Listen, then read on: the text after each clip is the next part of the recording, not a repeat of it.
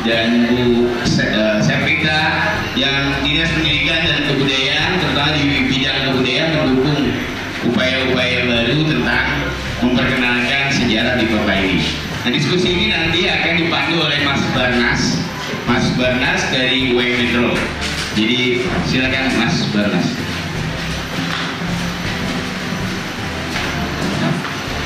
Selamat pagi. Assalamualaikum warahmatullahi wabarakatuh. Terima kasih Pak Oki sudah membuka acara dan mengantarkan acara pada pagi hari ini. Baik teman-teman, terima kasih sudah berkenan hadir di acara pameran foto Metro Tempo dulu, bincang tapis dan diskusi buku tentang sejarah rumah dokter di Kota Metro. Teman-teman, di tengah-tengah kita sudah hadir ke 5 narasumber yang sudah cukup fenomenal saya rasa di Kota Metro. Dan sebelumnya saya ucapkan terima kasih kepada panitia yang hadir dari latar belakang berbagai dari pegiat komunitas, dari pegiat literasi yang sumbangsinya sangat berperan di acara ini. Baik, saya izin duduk sebentar. Izinkan saya perkenalkan ke 5 narasumber yang telah hadir di sini. Yang pertama ada Bang Rahmatul Umar. Beliau adalah, saya rasa teman-teman aktivis di Kota Metro dan pegiat literasi sudah tidak asing lagi dengan beliau. Kemudian di sebelahnya ada Bang Arman Azed. Beliau adalah sejarawan di Lampung yang telah banyak bergiat di literasi juga. Sedikitnya sudah ada 15 buku yang beliau tulis dan beberapa penghargaan di tingkat provinsi maupun nasional. Kemudian di sebelahnya lagi ada Bu Ancila Hernani. Beliau adalah anggota DPRD Kota Metro dari Komisi 2 dan sebelumnya, sebelum bergelut di bidang politik mungkin Bu ya, telah lama juga bergiat di pemberdayaan sosial masyarakat Bu ya.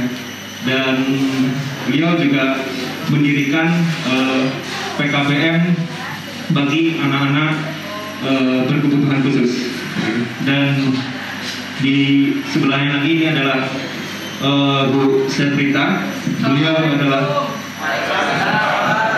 Beliau adalah Kabid Kebudayaan, Pendidikan dan Kebudayaan Kota Metro, mewakili Ibu Dia Andari dari Kadis Dikbud Kota Metro.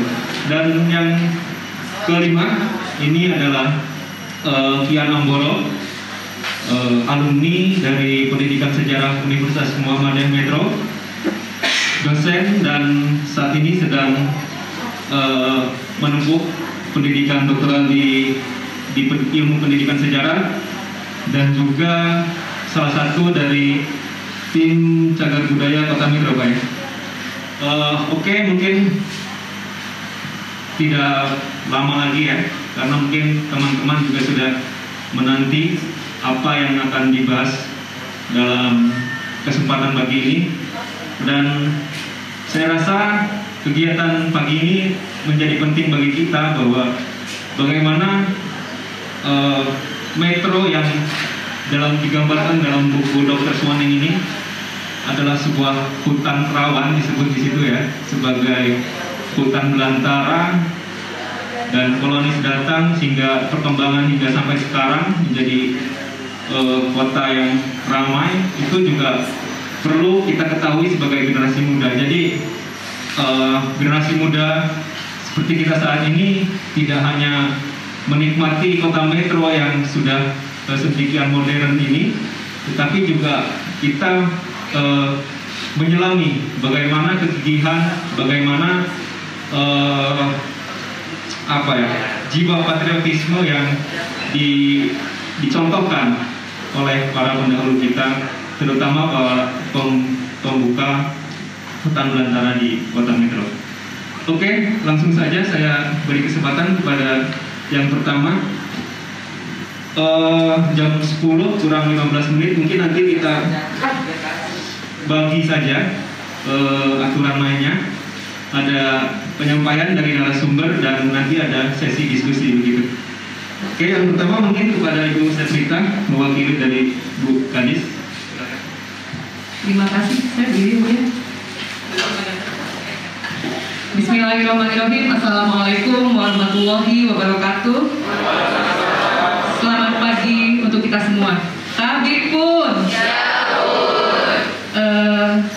Pertama-tama saya menyampaikan salam maaf dari Ibu Kepala Dinas Pendidikan dan Kebudayaan Kota Metro kepada para narasumber, kepada teman-teman yang hadir di acara ini. Beliau mohon maaf karena beliau tidak bisa berkesempatan hadir bersama kita di sini dikarenakan ada acara keluarga yang juga penting, beliau tidak bisa tinggalkan. Salam hormat dan salam sayang untuk kita semua. Mudah-mudahan tanpa kehadiran beliau tidak mengurangi suasana kita yang membuat kita akrab di hari ini. Pertama, yang terhormat kepada para narasumber acara ini, Bapak Ibu dosen yang mungkin berkesempatan hadir, komunitas sejarah, himpunan mahasiswa sejarah yang sempat hadir. Puji syukur tiada henti-hentinya kita panjatkan kehadiran Allah Subhanahu wa Ta'ala, yang mana pada pagi hari ini kita bisa melaksanakan atau mengikuti acara ini dalam keadaan sehat walafiat. Alhamdulillah kita diberikan kesehatan nikmat oleh Allah Subhanahu wa Ta'ala sehingga kita bisa hadir pada pagi hari ini hingga nanti siang di acara diskusi yang selanjutnya. Bapak Ibu narasumber dan rekan-rekan yang hadir pada siang hari ini, pertama saya akan menyampaikan sedikit cerita ya Bu. Sejarah kami membentuk TACB ini berawal dari pemeliharaan gedung yang memang sudah kami anggarkan di APBD di tahun ini. Ternyata Bapak Ibu, dampak COVID itu ada. Sebenarnya pada tahun ini kita tuh belum punya rencana membentuk TACB karena kita tidak boleh membuat kegiatan yang menghadirkan banyak orang. Sebenarnya kegiatan kebudayaan itu biasanya hubungannya pasti dengan orang-orang yang banyak. Nah, kita diminta untuk tidak membuat kegiatan yang mengumpulkan banyak orang pada saat itu, sehingga kami berpikir apa ya kegiatan yang artinya bisa membuat kita ke depan mungkin lebih lagi, walaupun kita tidak mengumpulkan orang banyak. Nah, kepikiran waktu itu ngobrol dengan teman-teman yang kebetulan kami main ke Bandar Lampung ke museum, ketemu dengan Pak Madegiri, dengan teman-teman yang lain, Pak Oki dan sebagai Pak Kia. Kita akhirnya membentuk tim ahli cagar budaya Kota Metro, yang mana tim ini menindaklanjuti amanat Undang-Undang Nomor 11 Tahun 2010 tentang cagar budaya, di mana salah satu pasalnya berbunyi bahwa kita harus setiap kabupaten kota atau provinsi harus memiliki tim ahli cagar budaya. Sehingganya singkat cerita terbentuk Bu Nani, teman-teman narasumber. Kami akhirnya melakukan pendataan ulang yang kebetulan memang kita sudah punya data inventarisasi benda diduga cagar yang ada di Kota Metro, tapi kita belum penetapan. Sehingga kita membentuk TACB untuk percepatan penetapan cagar budaya yang ada di Kota Metro. Dan ini belum bisa kita rekomendasikan kepada Bapak Wali Kota Metro karena kami tim TACB itu semuanya yang berjumlah 7 orang belum tersertifikasi. Tapi kami sudah berusaha, teman-teman dari TACB sudah menyusun salah satu penunjang untuk kajiannya adalah buku Dr. Soning ini. Insya Allah Bu Nani mungkin bisa jadi bahan ke depan untuk saya dari Komisi 2 dulu Bu ya. Artinya kami sudah insya Allah di tahun 2021 tim TACB Kota Metro insya Allah akan melakukan sertifikasi yang diadakan oleh Kementerian di tahun 2021. Kami minta dijadwalkan mungkin sekitar bulan Februari. Nanti apakah kita yang ke pusat atau mereka yang ke sini melihat kondisi di sini yang mengikuti berapa orang. Nah selanjutnya kelanjutannya lagi, insya Allah kami akan menyusul perdanya untuk kerja perda TACB. Hanya ada beberapa yang mungkin masih menjadi kebutuhan kami Bu Nani, mungkin melalui Bu Nani dari Komisi 2. Saya bilang sama teman-teman, ini amanah dari Bu Kadis, dari teman-teman pegiat literasi, pegiat sejarah. Rumah ini sebelum ditetapkan sebagai cagar budaya ataupun kebetulan kemarin kita sudah bahas ya Bu, perda museum, perda inisiatif dewan, dan rencananya kan mau di rumah dokter ini. Kalau selama sebelum penetapan kami tidak punya untuk budget pemeliharaan, mungkin rumah ini akan terbengkalai seperti dulu lagi. Saya juga sudah izin sama Bu Kadis mengizinkan menyambut baik rencana teman-teman bahwa di rumah ini bisa kita gunakan untuk tempat diskusi, himas, ataupun pegiat literasi, itu kami izinkan. Yang penting, kata Ibu, kita sama-sama menjaga kebersihan dan kenyamanan rumah itu supaya tidak mengganggu yang lain-lain. Bu ya. Selanjutnya,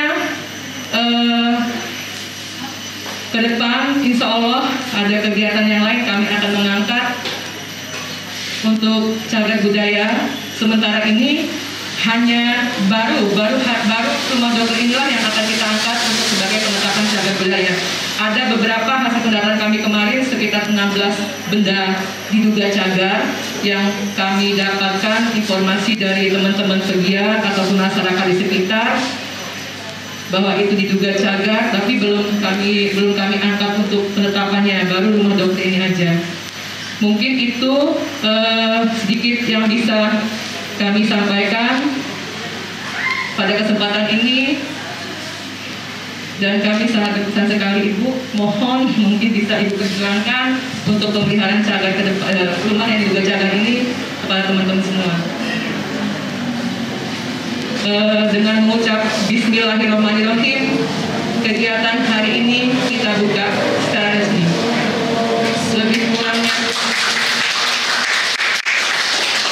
Lebih kurangnya saya mohon maaf. Oh ya, sebelumnya saya mengucapkan terima kasih kepada narasumber yang sudah berkenan hadir. Mungkin tahu ya Bapak Ibu, kalau kondisinya kalau ini adalah gagasan misalnya teman-teman yang bukan didanai oleh APBD. Kepada anak-anak Himas, pegiat sejarah, terima kasih yang tak terhingga atas kepeduliannya. Mudah-mudahan ke depan Kota Metro lebih baik lagi. Amin. Salam literasi. Wabillahi taufiq wal hidayah. Assalamualaikum warahmatullahi wabarakatuh. Baik, aplaus untuk Bu Sabrina. Oke, jadi itu ya pembukaan dari Bu Sabrina. Jadi kita tahu ya bahwa pintu terbuka lebar bagi teman-teman sejarah dan pegiat sejarah di Kota Metro, bahwa rumah Dr. Suwaning ini bisa dimanfaatkan untuk kegiatan aktivitas yang positif di Kota Metro. Baik, narasumber kedua mungkin saya langsung saja ke Pak Kian Amboro yang akan membedah buku Dr. Suwaning ini, mungkin ya Pak. Siapa ya? Oke, saya persilakan langsung pada Pak Kian Amboro.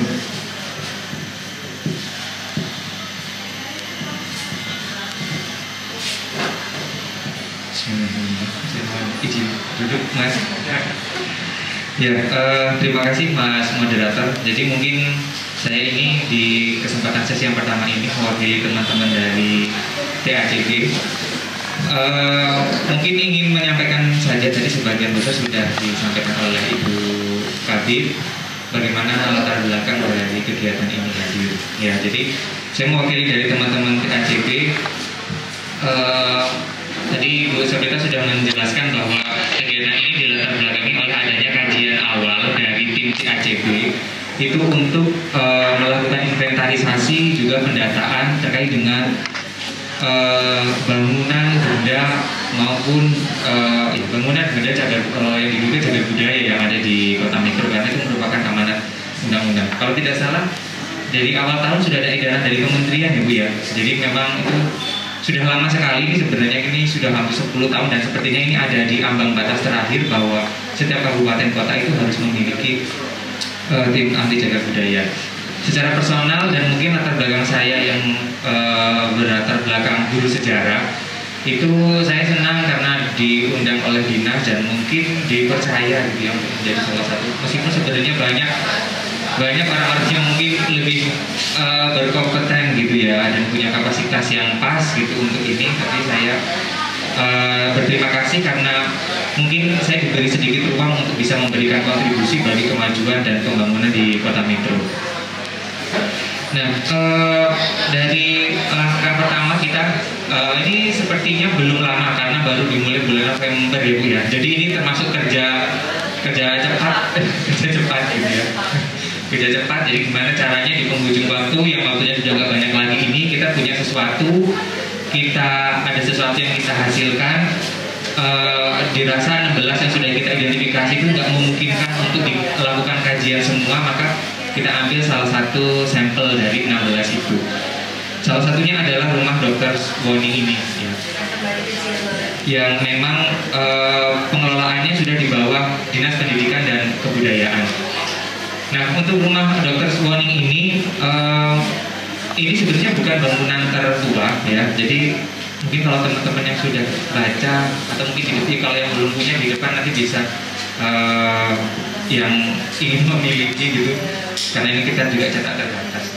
Jadi rumah dokter ini, atau kalau di bahasa Belandanya ini kami menggunakan istilah Dr. Suwoni, itu sebenarnya istilah yang kami jumpai ketika kami mencari sumber sejarah yang menjelaskan tentang bangunan ini.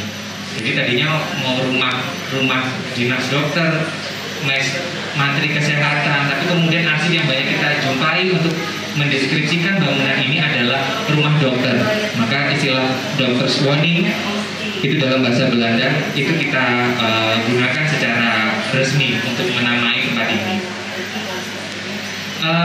Rumah ini menjadi salah satu saksi bisu perjalanan panjang sejarah Metro sebagai daerah kolonisasi yang dibuka oleh pemerintah Hindia Belanda.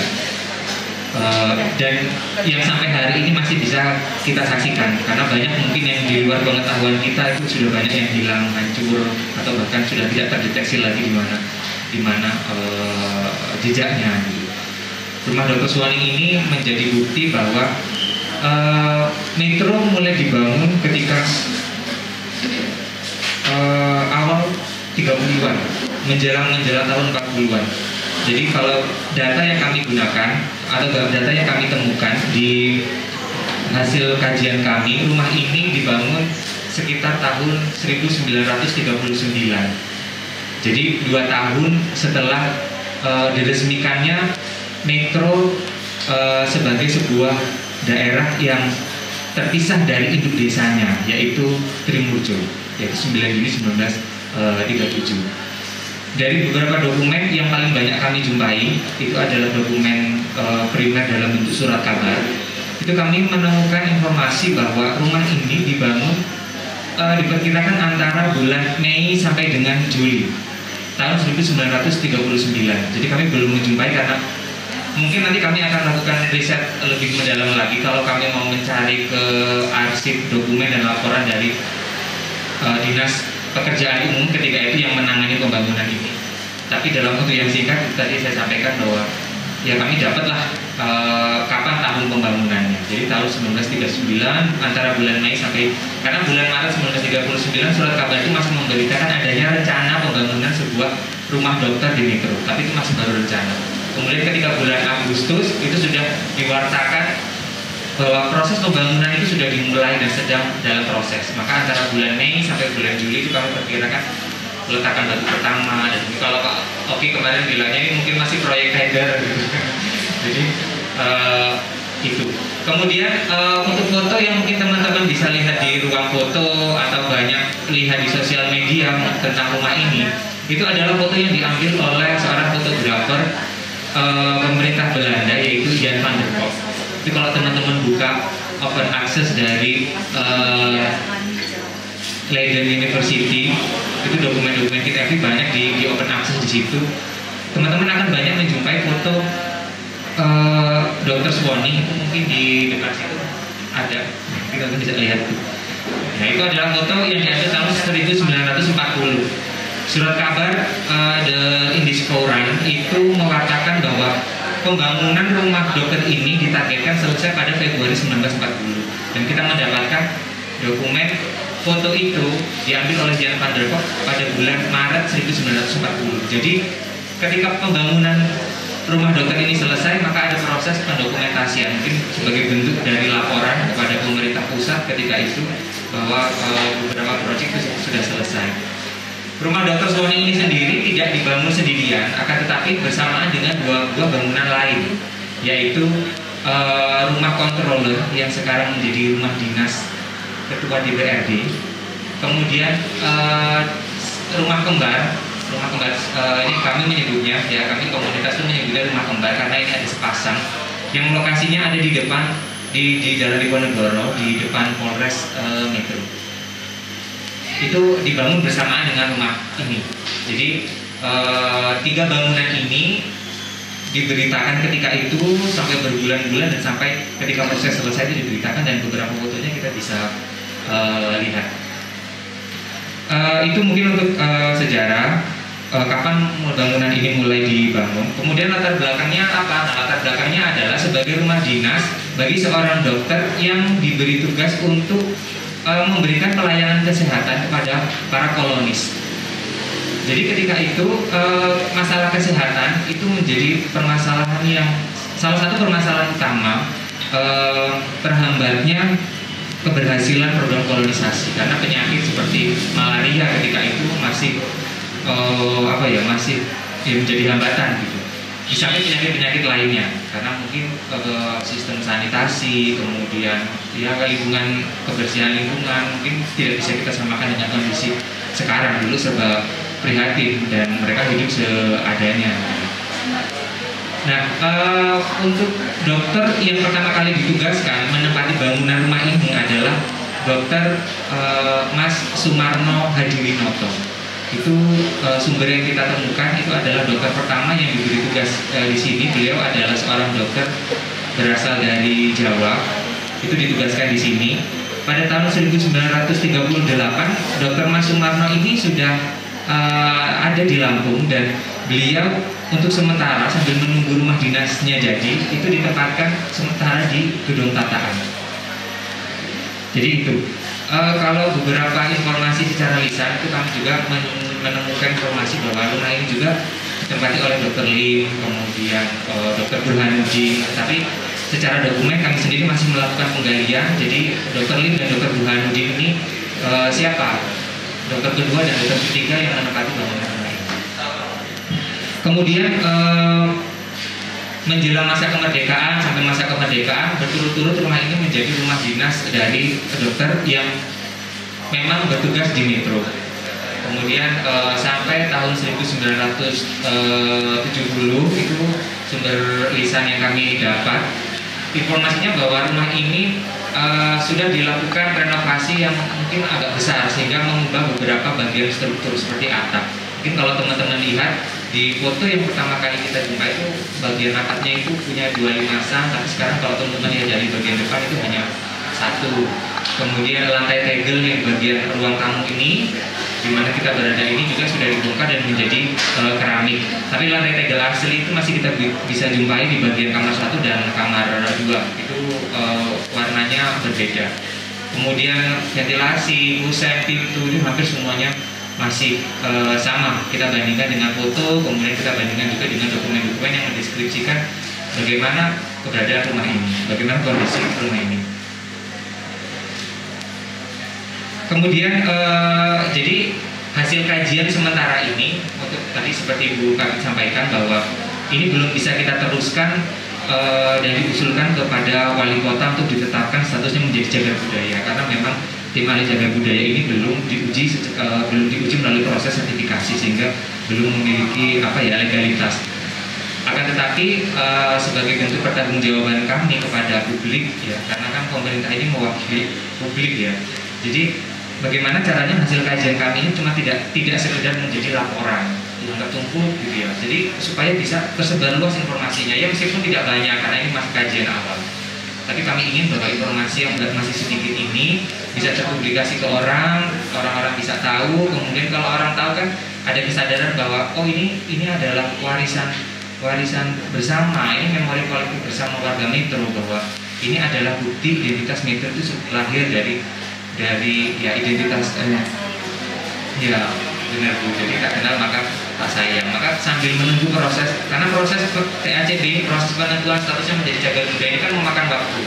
Maka ya ini bagian dari cara kami untuk menjaga supaya rumah ini tetap aman adalah dengan menyebarluaskan informasi bahwa ini adalah bangunan bersejarah. Jadi yang menjaga itu bukan cuma kami tim ahli cagar budaya, bukan cuma dinas, bukan cuma pemerintah, tapi warga kalau sudah tahu ikut menjaga bareng-bareng sampai statusnya ditetapkan menjadi cagar budaya dan dilindungi oleh hukum.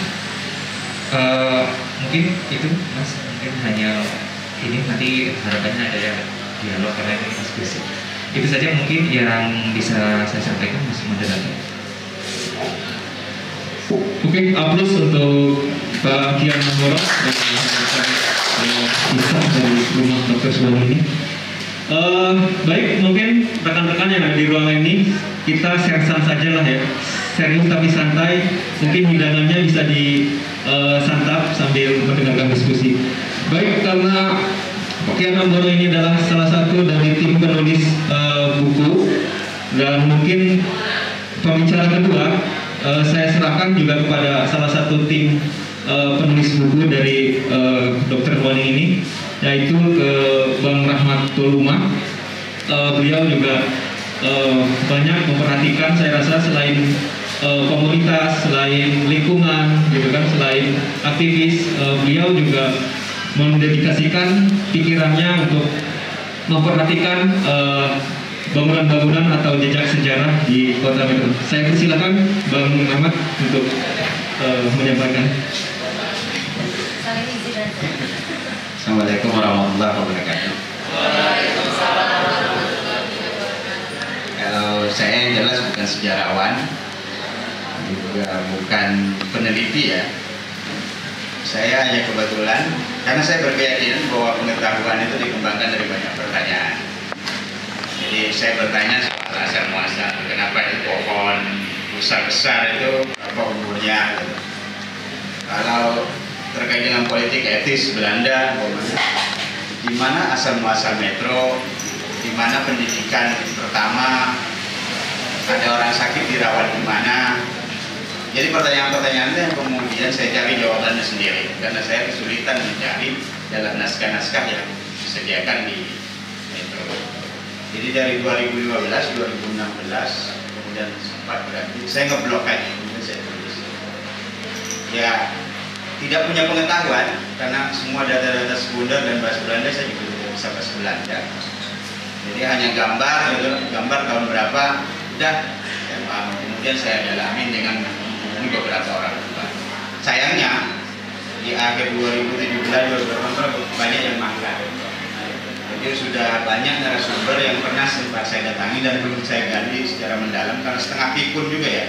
Jadi kadang-kadang kalau kita ngobrol itu dia kesana kemari ceritanya tidak fokus. Jadi kita harus sabar. Kadang cerita istrinya banyak, cerita apa. Harus 3 hari paling tidak berturut-turut 3 hari. Jadi dulu ada yang di belakang Alfamart lapangan sambal, ada orang tua di situ, tapi udah meninggal yang punya jajan mobil anaknya. Ada juga yang tua itu, yang mereka tahu bahwa presiden pertama itu yang orang Belanda itu siapa namanya? Bukan. Buat gitu. Jadi mereka pahamnya presiden pertama Indonesia itu. Iya. Iya. Nah, kalau ini didirikan tahun 39, sebenarnya yang lebih awal ya, ada pendeta ya, ada imam gereja sebenarnya mereka sebut, karena misi Katolik. Jadi imam gereja itu yang kemudian mengorganisir suster itu untuk tinggal di Santa Maria. Dulu bukan rumah sakit bersalin, namanya ST Elizabeth. Jadi Rumah Sakit Santa Maria itulah yang menangani orang-orang sakit pertama kali di Metro.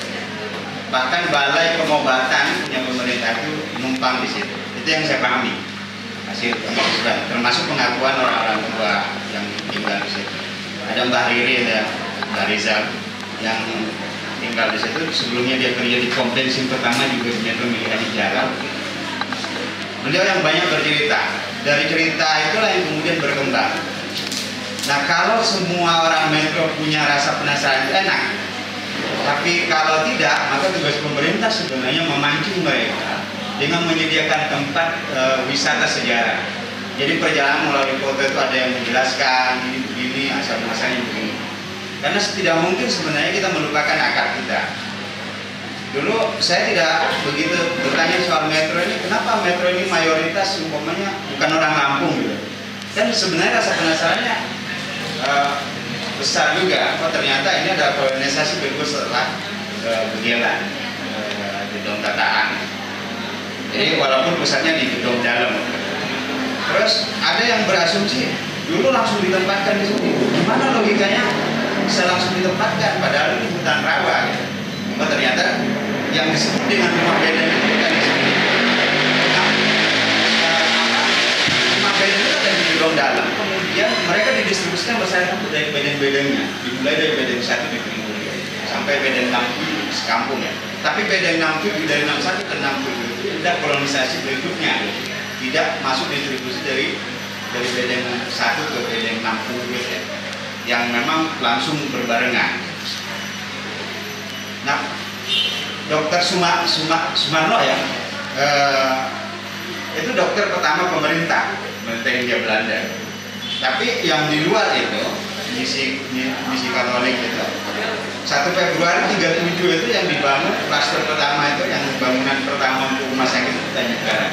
Baru kemudian yang kedua di sini, baru kemudian pesantren di sini. Setelah sekian lama.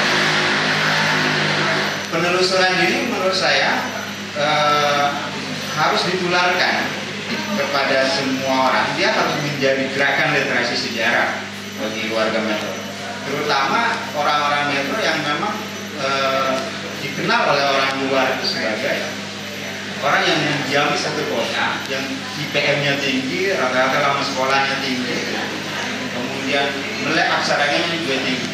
Tidak ada kota, kabupaten di Lampung ini yang mengalah itu. Rata-rata lama sekolah Metro itu udah 11,4%, kayak 11,4 tahun. Artinya umur 25 tahun ke atas itu rata-rata kelas 2 SMA. Jadi angka rata-rata lama sekolah itu 11 tahun orang Metro. Kemudian melek aksaranya itu di angka 98,4%. Jadi sebenarnya akses untuk menuju bacaan itu lebih punya potensi besar daripada daerah-daerah lain. Pengakses internet juga saya dapatkan datanya itu udah hampir 36%, selisih 1% daripada Bandar Lampung. Pengguna handphone itu ada 98% di Metro. Jadi artinya ada semua yang sarana media untuk bisa mengakses sejarah itu ada. Ada pertanyaan-pertanyaan, umpamanya tadi saya diskusi dengan Bang Arman. Kenapa orang kemudian berpikir tubuh Metro itu ada bola perunggunya? Dari mana? Gitu. Saya tidak menemukan satu gambar dalam sejarah yang dipotret dari masa lalu itu ada bola perunggu. Setahu saya yang diresmikan itu kayak piramida, tapi beda ada